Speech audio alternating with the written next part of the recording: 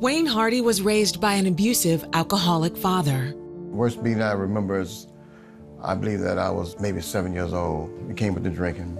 Wayne's mother got the worst of the abuse. My mother be bleeding and things be broken, thrown over the house. Times he would beat her down and drag her. When Wayne was a teen, his father abandoned the family, and Wayne became the man of the house. At first, the responsibility came as a relief. I felt like I was important. Over all the years of seeing him abuse her, I was able to help stop him from doing that. But eventually, Wayne's resentment towards his father and his newfound freedom led to darker things.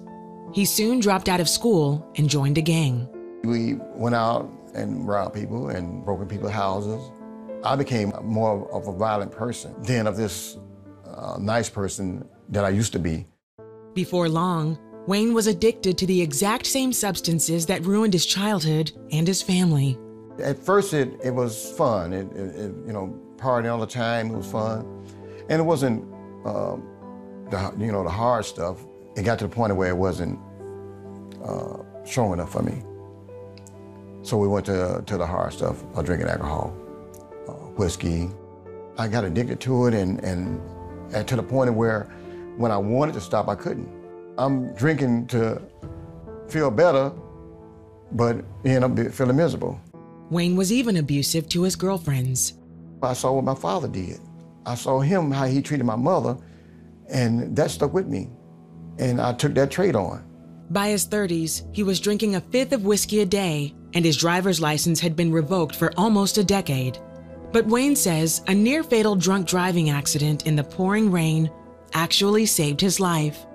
The van flipped into the ditch, and as it flipped into the ditch, because I think I was doing like 75 or 80, and when it flipped in the ditch, it just slid on the side. And as it came to a stop, I come out the driver's side of the window. Wayne was able to escape the accident unharmed, and eyewitnesses called the police for help. And then I saw the state police come. I know I'm gonna be doing some time. My mind made up that I'm gonna be doing some time. And even as the police officer asked me to step over to his vehicle, I just put my hands behind my back. He had to wrote me out like at least about 7 or 8 tickets. And when I told him all these things that I know I'm going to jail and I know I'm going to be there for a long time, he said to me, I'm not going to write you all these tickets, but you know what? You need Jesus. And when he spoke that to me and I looked over at him, it's like something just lifted out of me and I felt a relief at where peace came over me when he said that.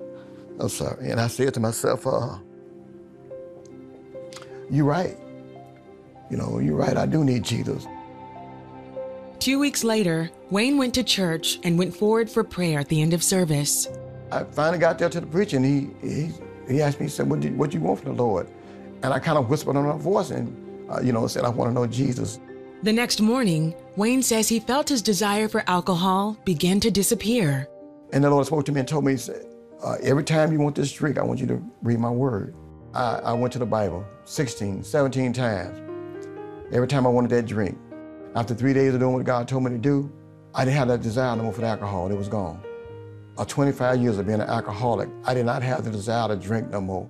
Wayne says that his life began to transform in ways he couldn't even imagine. He says it was not only a fresh start for him, but for his entire family. He married his longtime girlfriend, Sandra, and they have a healthy, respectful marriage and children who love God. To know God is a new life. To know Jesus Christ as your Lord and Savior is a new life because you're a whole different person. He can help someone else. He can heal someone. He can deliver someone. He can set someone free. I know that what God has done for me, He can do for somebody else.